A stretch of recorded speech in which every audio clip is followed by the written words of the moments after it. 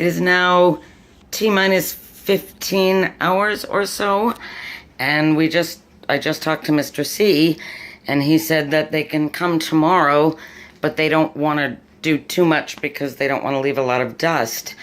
And I said, oh no, it's all empty. So it's kind of all empty. These cabinets are empty. Those cabinets are empty.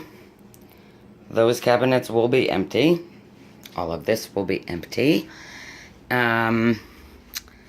What else? This has to be gone by tomorrow morning. This all has to be packed by tomorrow morning. And so right now, as we speak, it is 5 p.m. See, we've done a little bit of work.